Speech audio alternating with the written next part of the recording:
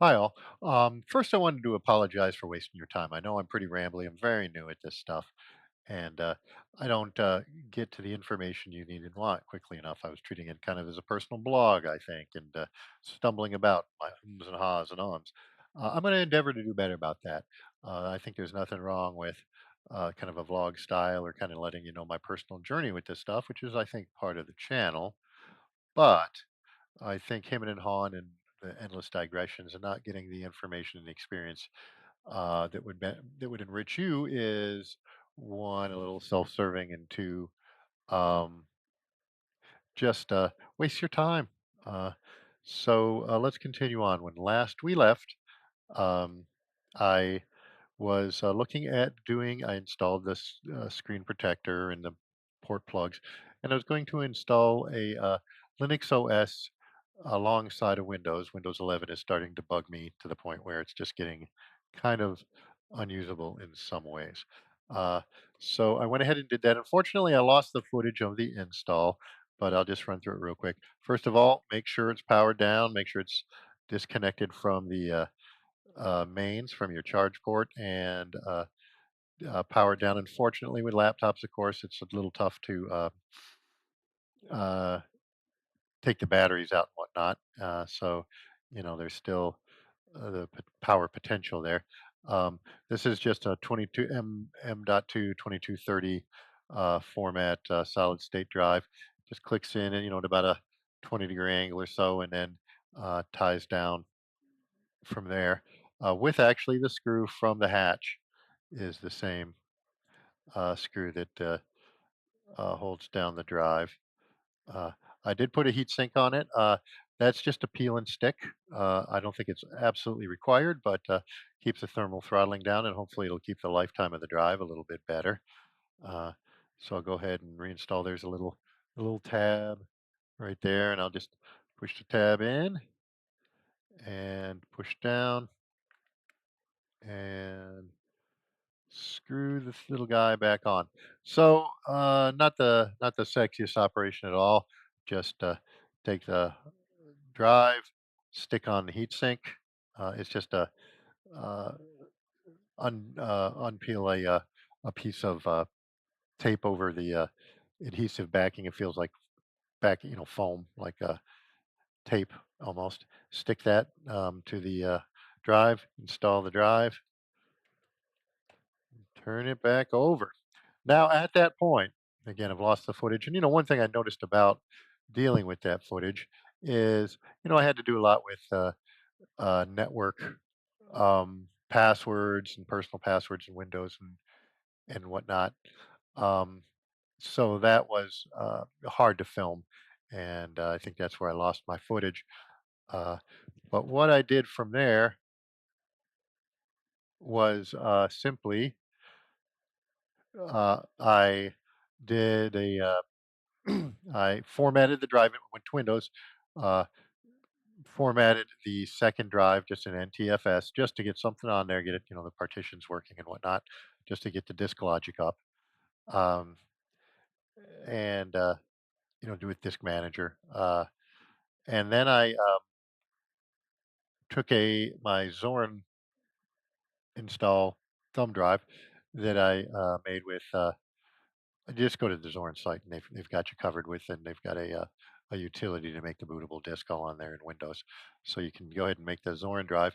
I rebooted into that and just played with Zorin for a while, and then decided to go ahead and pull the trigger on the install. It's one of those you can play with it with live first.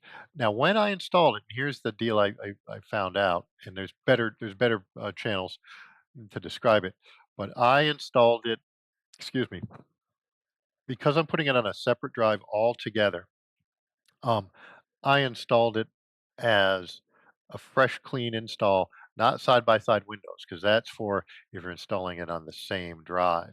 But since I was installing it on a different drive, it's going to go, warning, you're going to erase all the stuff from the drive. Yep, absolutely. It's the empty drive, it's the second drive. So I'm not using the first drive for Zorin. So I went. So it looks a little tricky at first. You're like, "Oh boy, is this?" There's that risk moment of any time it's like danger. You're going to erase everything. But I went ahead and did that. So then I had Zorin installed side by side. Well, I boot up and it's going to go into Windows. That's fair. Windows, and I tried a couple of the bootloader and boot manager, the software to make that installation easier. You know what? None of it worked. And first of all, I think because Windows sometimes it didn't recognize that there was another operating system at all on any drive because it hadn't seen any changes, which is fair. Um, but so I didn't even see the stuff on the management software I tried. You know what it was? It was as simple as this. Uh, Cycled the power, press delete to get in to the BIOS, or technically it's a what is it, EUFI now. Went in there and I just changed the boot order. Um, that's all I did. And I changed the boot order to the second drive, which contained Zorin, which had the management, so I could choose um, the boot head manager built in, and I can choose what OS I'm booting into. It's maybe not the sexiest one, but I think I can play with that a little bit. It's still customize that because this is really a learning experience for me on um, Linux in general. About every 2 years, I think for the last 20 years, I'm like, oh, I'm going to move to Linux, and I never do. Zorin seems to be a pretty reasonable option in terms of trying to get you to migrate. So it looks very Windows-like. Not I'm saying that Windows is a great system for that, but I think I'm better off using that system and working in a familiar environment and walking out of that environment as I learn more about Zorin.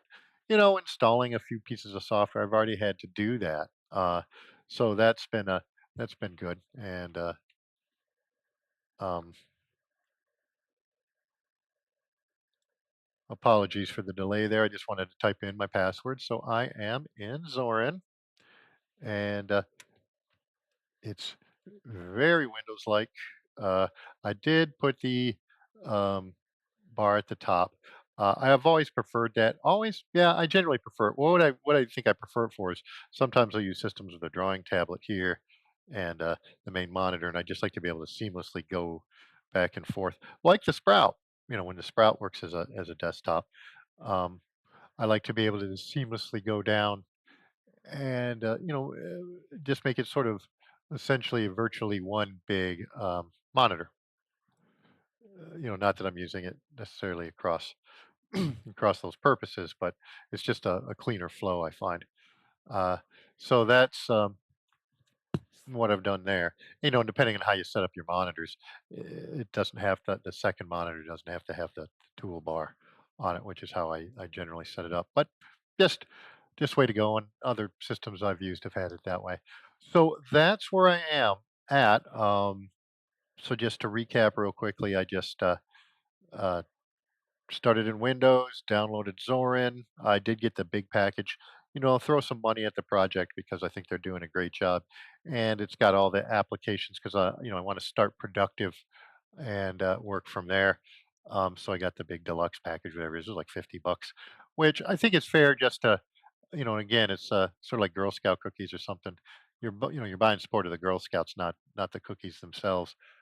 Um, but so that's what I did there and went to the Zorin site, grabbed my um, copy of the boot disk and the ISO, and they have a link to a couple of utilities there to make the ISO if you don't have one.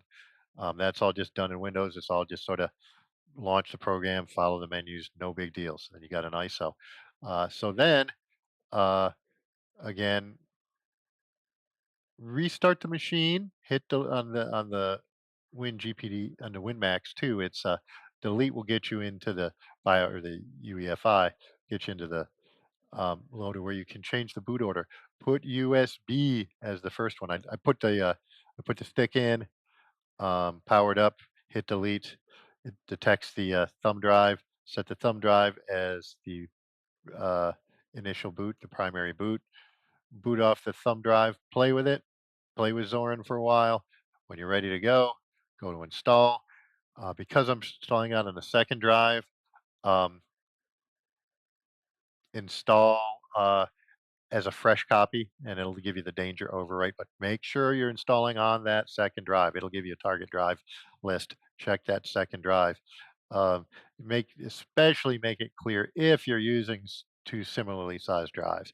Uh, I have two different sized drives, so it was much easier for me to see. Once I did that, um, I pulled the when it prompted, I pulled out the thumb drive, not before. Uh, because it looks almost done, but then I think it's got some cleanup to do afterwards, the actual install. Uh, so I just followed the instructions. On reboot, it actually tells you when to pull the thumb drive. Pull the thumb drive. It rebooted into Windows. Windows didn't see Zorn. Fair enough. Um, Power cycle, restart the machine, hit delete again. Set the boot in the. I'm just going to call it the BIOS. I know, but it's uh, in the BIOS, set the boot order for that second drive with Zorin on it. Zorin will recognize Windows, and you can use that native bootloader. There's probably better ways of doing it, but that's why I did it. Kept it simple, and I wound up not using any of the boot management. I tried a couple of the freewares and softwares to do that. They were actually more complicated than that. Um, so it seems to be working out well so far. Uh, I've started playing with Zorin. It's a little bit of a change for me in terms of installing new styles and things. Just even setting the clock up the way I like it. Has been a little different. So there's some of the pretty factor that in changing the type of cursor, excuse me, I want to use. Those things, took a little getting used to, but those are fairly minor, I think. Uh, so that's coming about. So that's just going to be a work in progress. But I hope that explains how I got to it and where I'm at with it. So I am going to run dual boot. I'm going to try to stay on Zorin as much as possible just to get used to it, just because old habits die hard.